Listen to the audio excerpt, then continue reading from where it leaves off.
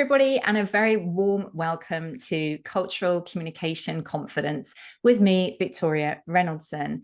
And I'm really excited to have a guest on today's show. We have Lisa Partridge here, joining us all the way from Singapore. So hello, Lisa. Thank you so much for joining me here today.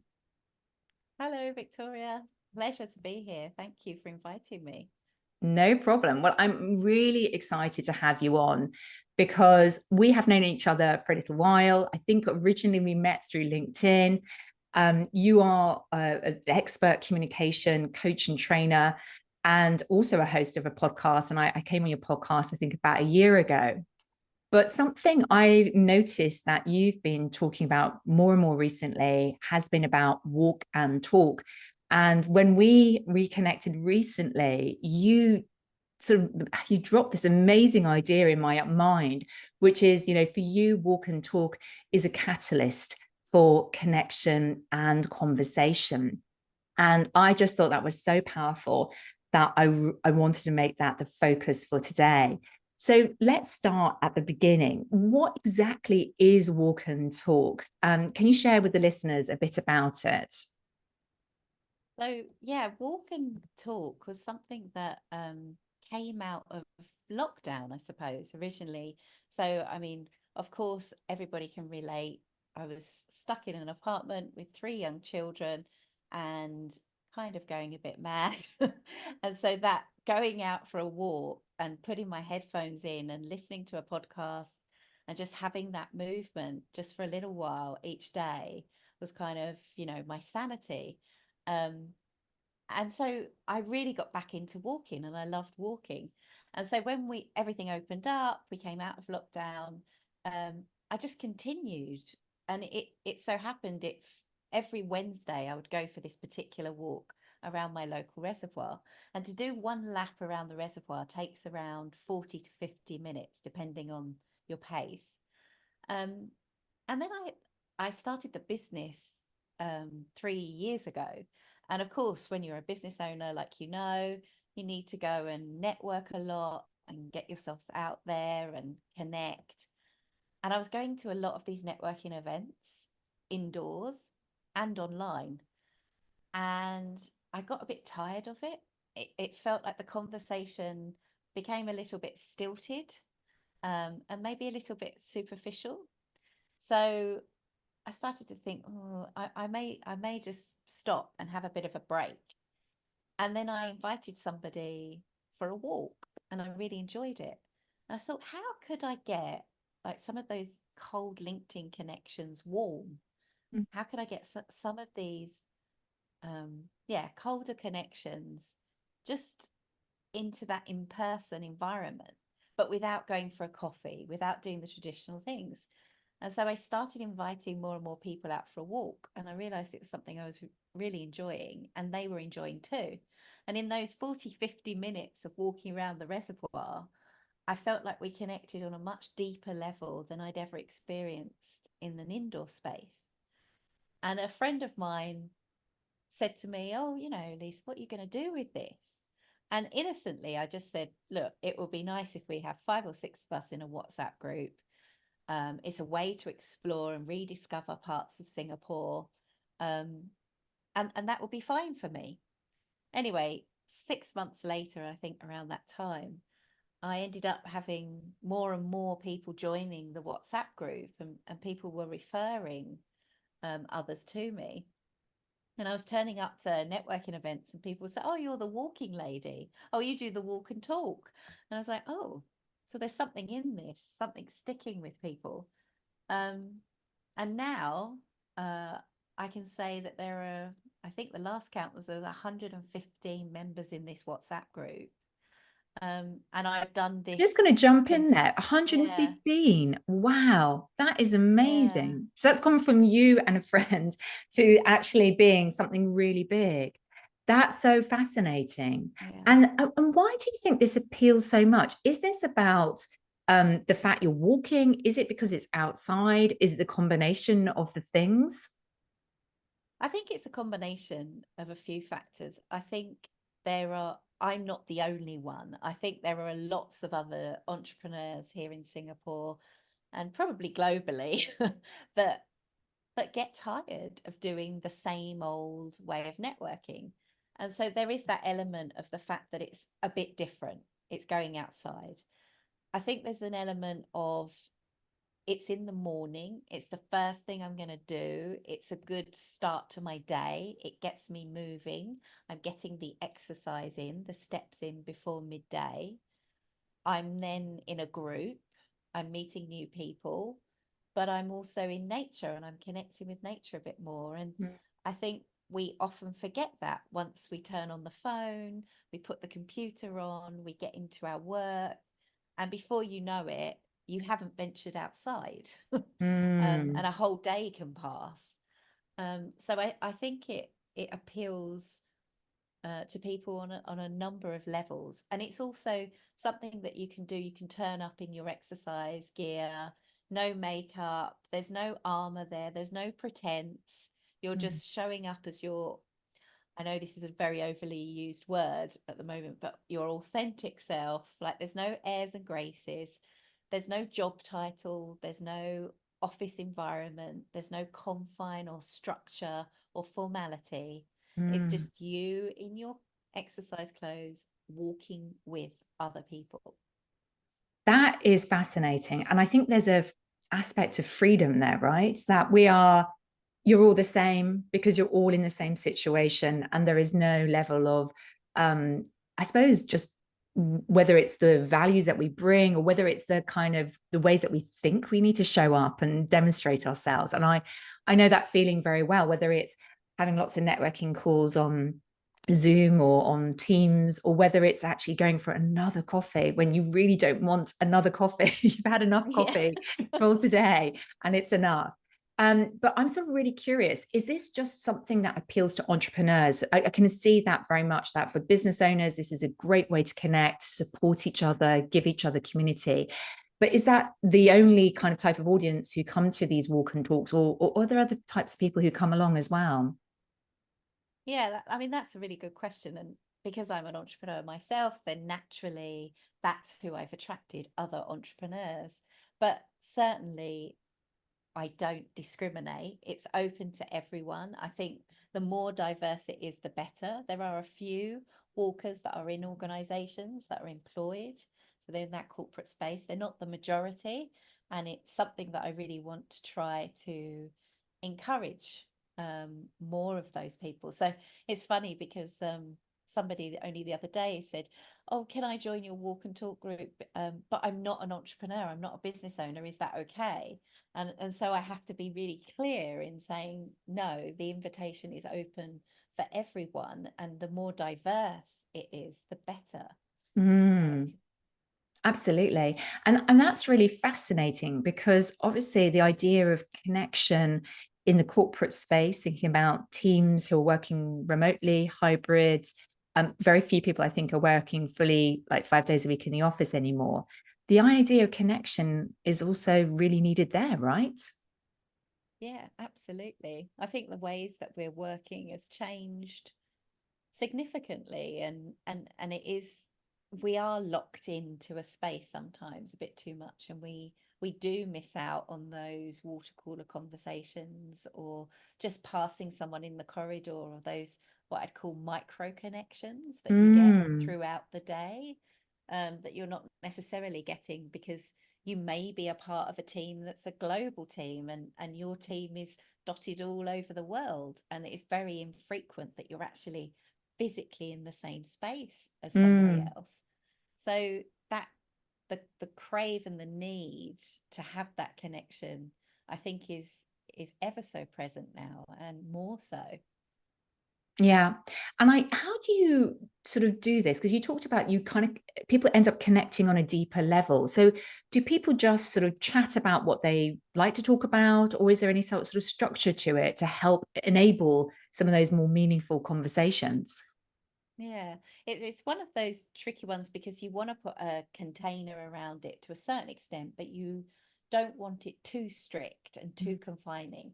And the fact that we're in nature allows for that really expansive thinking. There's something that goes on physically and psychologically when we're out in nature that allows us to be much wider in our perspectives and our thinking. The container around it is that it's an hour. So that's the time container. It's an hour. At the 30-minute mark is when I kind of offer some props. So usually I've got a pack or a deck of cards in my bag, or I've got some digital cards on my phone, and I'm giving people, the walkers, some question prompts so that they can then go off and partner up with someone that they haven't spoken to before, and share their answers to those questions. And those questions are selected because they're particularly thought-provoking. It's not going to just be something very superficial. It's going to be something that kind of deepens the conversation. And I'm very conscious that people want to meet as many new people as possible. And so at the beginning, it's all about saying, okay, it's an hour. We're going to walk as fast as the slowest walker. We're going to stay as a group. Naturally, people tend to gravitate towards pair walking. That seems to be the norm. And that's not something I need to really be strict on, because people naturally tend to either go in trios or pairs. But I do say, try to like do a bit of a shimmy every so often. Try to make sure you're walking with as many different people as you can. And then at the end of that hour, we kind of come together as a whole group. We have a group photo, so that's kind of a ritual. And then people often get their phones out, they exchange numbers and contacts, but that doesn't matter if they don't, because I always like put up a photo with a social, tagging everybody so that they can connect afterwards. And then there's an optional coffee. If you want to join us for coffee, then you can do. 9 out of 10 times people do, because they're so engrossed in the conversation that they want to continue. That's really fantastic. And I love the idea of the prompts conversation, because sometimes to get deeper, go beyond the small talk, actually that's quite needed. So are those cards that you sell, or are they cards that you've created especially for this? That is a future wish, actually. That's a future goal, is to kind of come up with some cards that kind of accompany the walk and talk That'd be concept. It's a amazing. brilliant idea. But at the moment, I'm not quite at that stage. So I have got a few decks that I rotate, a few favorites. Yeah, Yeah. absolutely. No, love that idea. And I think that'd be a really powerful idea then that people could take that further. Fantastic. And I think, I found that very interesting, that people naturally gravitate to 2s and 3s.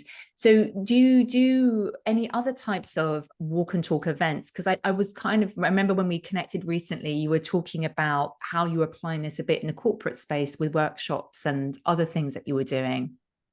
Yeah, so I have workshops that I facilitate in a beautiful park called Fort Canning Park in Singapore, and so that's working with groups where I take them through a process, and they envision, they celebrate all that they've achieved, they focus on their goals, they gain clarity, and then they leave with a very clear set of actions that they're going to commit to, and then that group becomes kind of an accountability group as well. And that's a beautiful experience, because it's in a park that I'm very familiar with the route. So we walk and talk in between each stage. We take a seat, and we're inspired by nature. And I have a few activities that draw on nature to help them with their thinking. So that's one workshop I do. And I'd really like to, that's kind of the next stage, is to bring it to teams, to say, you want someone to facilitate a walk and talk, here I am. And because I think that's really needed in teams at the moment, as we've just said. Yeah, absolutely. And I think, that's really a fascinating idea, because obviously there've been loads of challenges with connection during lockdowns. You've mentioned that earlier.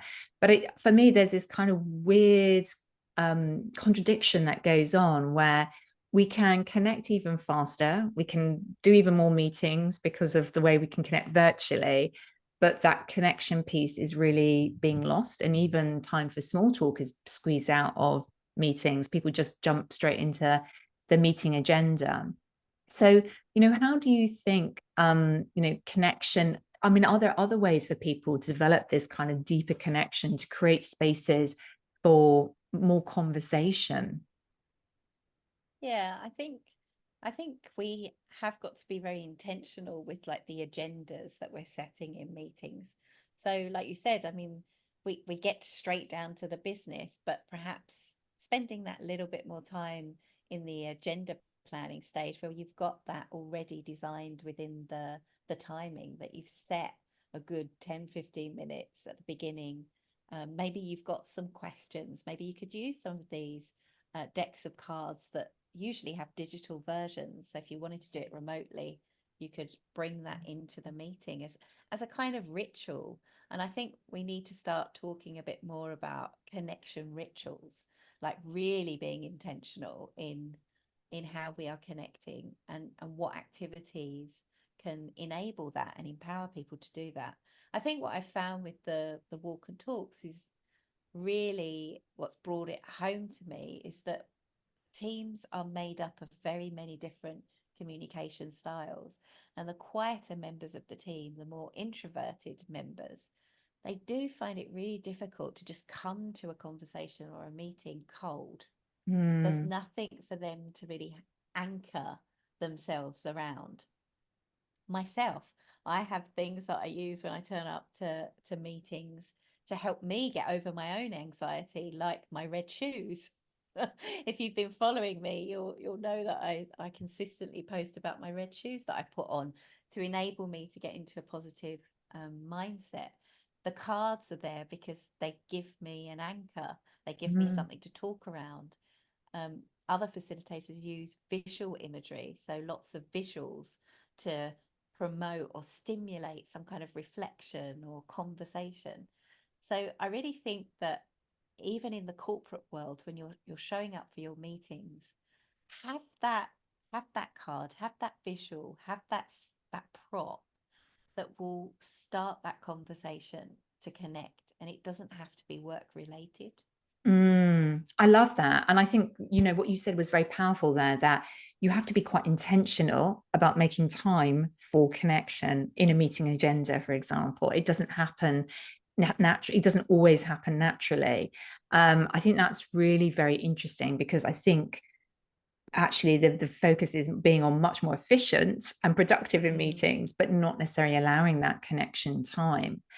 So would you recommend that would be part of the meeting, or do you think people need to really intentionally create separate meetups which are about connection? Do you have a particular preference, or does it depend very much on the team, what works for them?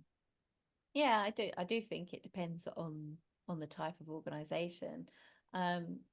However, I mean, I would go always on the side of not less is more, more and more.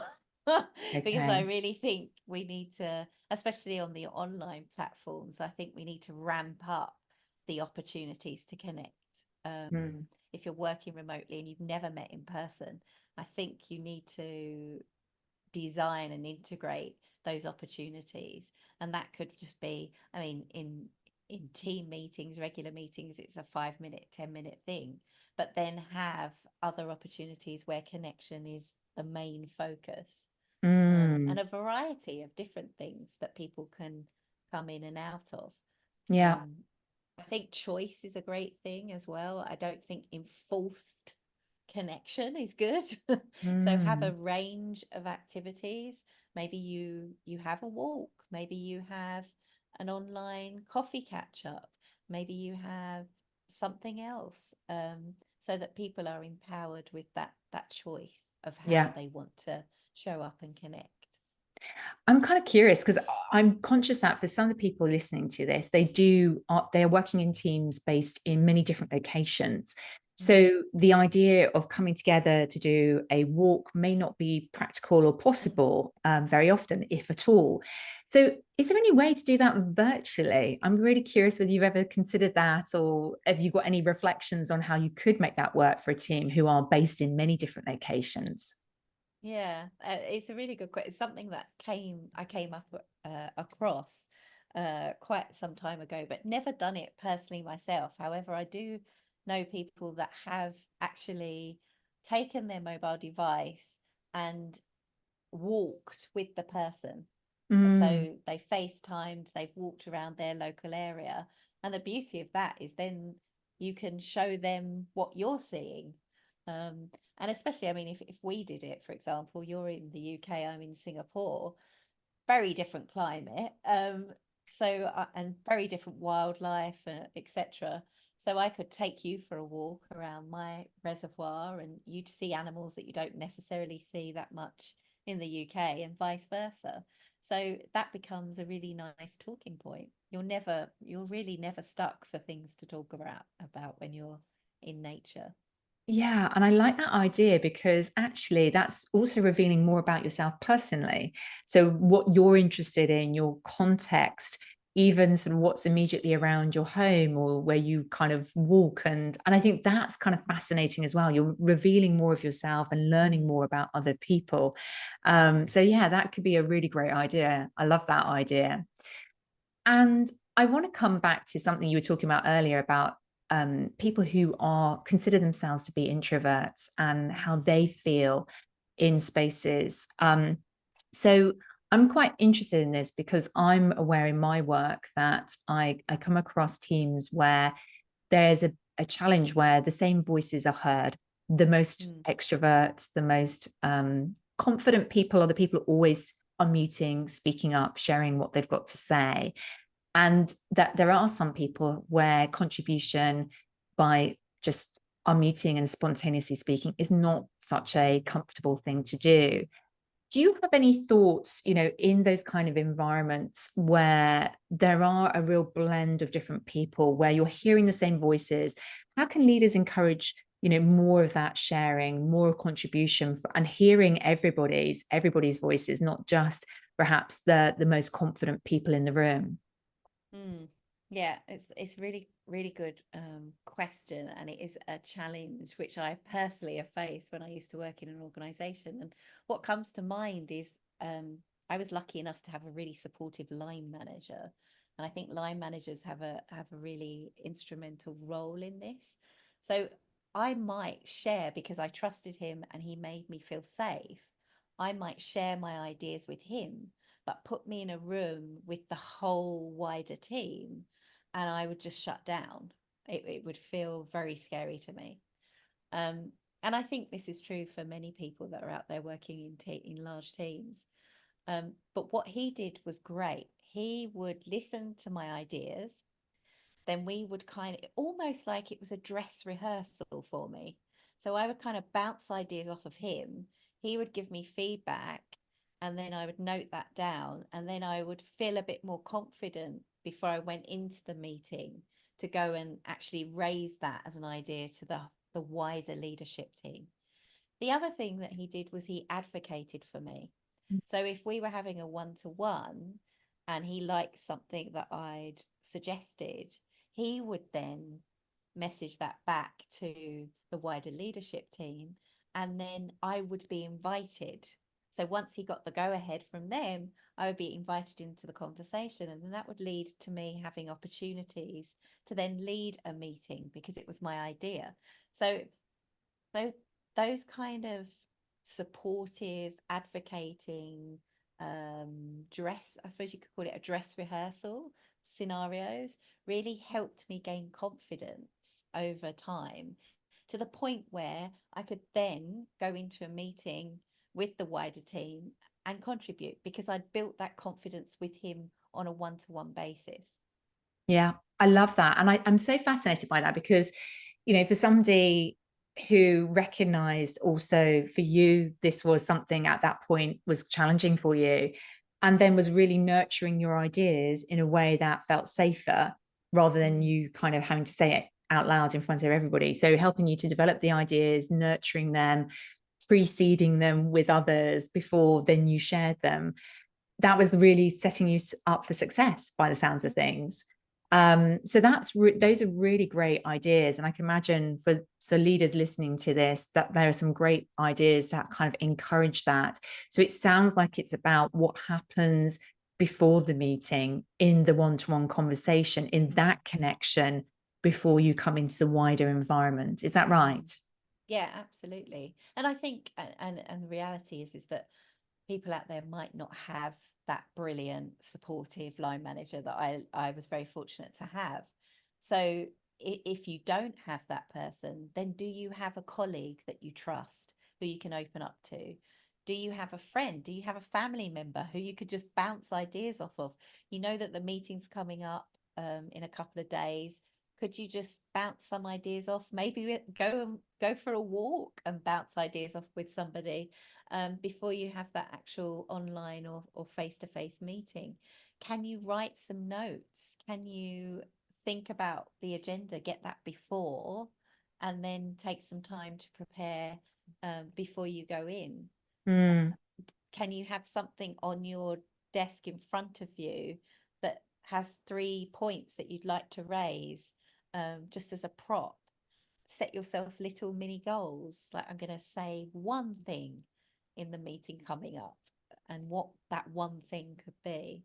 And gradually over time you can build on that and build the confidence. But it's not just a one and done. It takes a lot of practice and experience. And I mean, I joke, like, if my teachers knew what I do now, they'd probably fall off their chairs, because I was the quietest person in the school. I mean, I literally was very, very shy. So it took me a while. I mean, now I host a podcast. I talk to so many people from all over the world. If I can do it, you can do it. Listeners can do it. It just takes a lot of persistence, consistency, and just little steps, little baby steps. Yeah, I think that's really inspiring, actually, Lisa, because, I think, interestingly, people say, look at people who are working in the space as we are in communication coaching and training, think, wow, they must be always confident. They must have always been like that. And it's just not true, actually. And I think that's the fascinating thing about your journey. In my own journey, I personally found it very challenging to do presentations and public speaking at various points in my early career, and worked on that journey. And I think that's a really interesting points that you make, that it's not about doing it once, it's about the consistency and development of those skills. And I love the ideas, the practical ideas that people can do to practice. That idea of having somebody who doesn't have to be your line manager. It can be a colleague, a buddy, a friend, somebody even outside of work. I think that's very, very powerful, and comes back to this idea of connection. For me, the one thing that I know when I've worked with people who are feeling that they are more introverts, and this is a challenge, I think sometimes it's also being able to practice verbalizing it. They have all the ideas, great ideas, but it's actually then saying it out loud, right?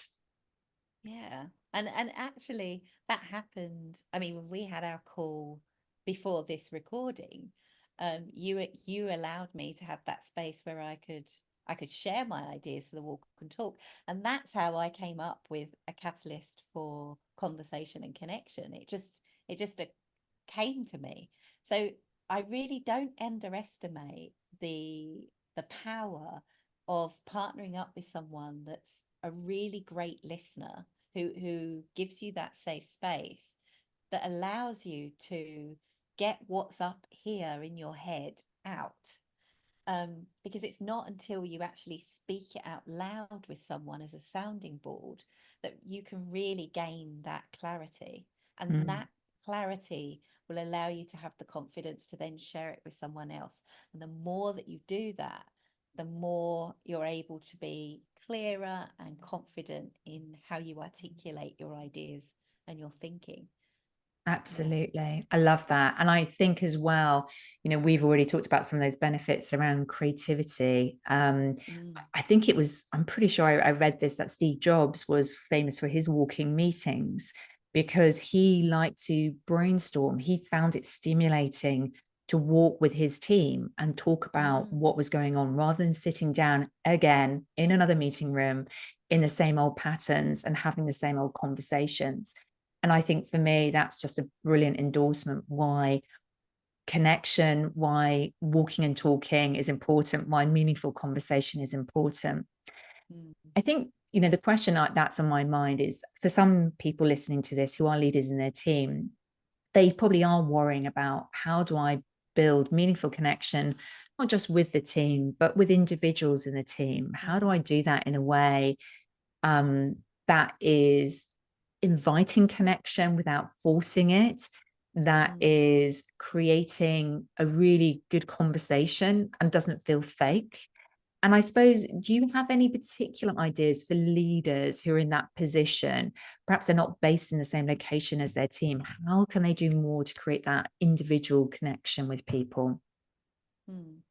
So the thing that comes to mind is finding common ground. So and maybe it's not common ground. Maybe it's you've noticed that when they've shared on their social media, it's a particular, I don't know, YouTube channel that they seem to really enjoy. Maybe it's Korean drama. Maybe it's a particular genre of books. But in your conversation with them, you're starting to remember and note down and write down um, what's come up in conversation. What do they tend to like to do at the weekend? What do they like to do when they're not working with you? What's the family setup like? There's nothing more magical than when a leader, and I've had this as well, when a leader remembers something that you've said to them, like in passing, you might have said, "Oh, my eldest son is doing his first, school performance, and he's quite nervous about it. So I've spent all weekend trying to make him feel better about it." Um, and then you go in on Monday morning and you see your leader, and the leader says, "Oh, Lisa, how was your son's school performance? How did he do?" Wow, you remembered that. Like that small detail has a massive impact on the way that you feel about that person and the level at which you feel connected. So it's really about taking an interest, a genuine interest and curiosity in the person as a whole, in all facets of their life. Trying to remember that and then refer to that when you see them, and that builds on that connection. And 9 out of 10 times when you do that, you'll find something in common. We're not too different, actually. Yeah, We're really I, not. I think that's brilliant. And I think, that's a really great way to really make people feel valued, that they are important, that you care about them, not just about them at work, but beyond the workspace. And I think that's a very important part of leadership today as well. Mm, Now, at the beginning of this conversation, we talked about why connection was so challenging. We talked about the pandemic and why it was that it led to disconnection. And I'm quite curious, when you look forwards and look at the next few years, what do you think what are your sort of thoughts around what will happen with connection and conversation? Is this something that people are going to be open to, be willing to dive into, or will there be other factors impacting how people connect at that deeper level? well, I mean, I would love to think that the outside space would be something that expands and grows and people leverage on, whether they are actually in the outside space together or they're doing that in some remote way. Um, I think that's something that people are becoming more and more conscious of, is nature, sustainability, the environment. And I'm hoping that that will be part of the conversation around how we can better connect with each other.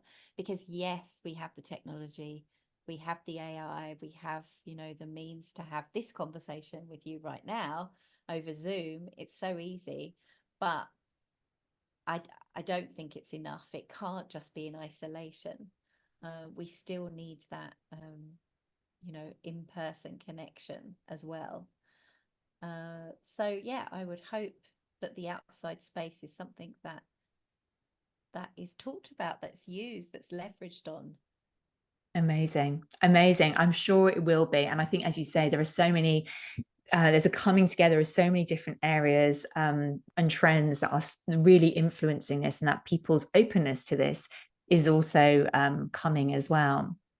Now, I am really curious. You work in communication every single day, and I am really interested to learn what is something you've learned about communication recently.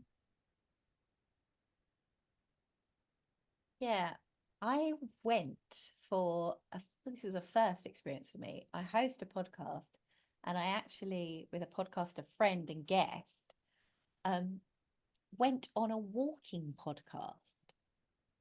Oh, So that's interesting. yeah, she brought a well, what do you call them? Like a flying camera. What would you Okay, call like a them? drone. Drone, like a drone. She brought a drone with her, which I was totally like, I had no idea about, but she knew how to control it and everything. And we walked and she took footage and the drone followed us. So going back to your previous question, how do I see connection going forward? Maybe that's a way. Maybe we're all Interesting. going to be followed by drones and we send that video over to our remote team working on the other side of the world and we have a conversation around that and we're connected somehow. So yeah, that was interesting. I was like quite taken aback by the technology of that. And so yeah, we talked, we recorded our conversation, and we had a drone following us. Wow. I have to say that is something I've not heard of. I've heard of people doing podcasts on the go, recording them with mics and so on, but not walking and talking and being followed by a drone. So I look forward to seeing that episode. That would be quite Yeah. interesting. So yeah, that is definitely something new. Amazing. Well, Lisa, thank you so much for sharing today. I think this has been like amazing. I'm really curious about this whole topic about how we go deeper with connection and conversations. And so, for anybody who wants to connect with you, find out more about what you do, whether they're based in Singapore or whether they are interested in more virtual corporate workshops, what is the best place for you to connect with you, and how can people find out more about what you do? Well, I'm very active on LinkedIn, so please look for me there. Lisa Partridge. I've also got a page, SIXCOMMS, on there, so you can follow along there. My website is www.sixcomms.org. So that's got all the upcoming walk and talks, all the workshops, and a little bit about my approach and how I like to work. So website, and I'm also on Instagram. So Lisa SIXCOMMS, all one word. Excellent. That's great. Well, Lisa, thank you so much for joining me today. I found this conversation brilliant. I have learned lots as well about connection and conversation, and I absolutely love the idea of the walk and talk concept. I think it's very powerful and has so many different applications. So I hope that continues to go well. So thank you so much for joining me today. Thank you. Lovely. See everybody next time on Cultural Communication Confidence.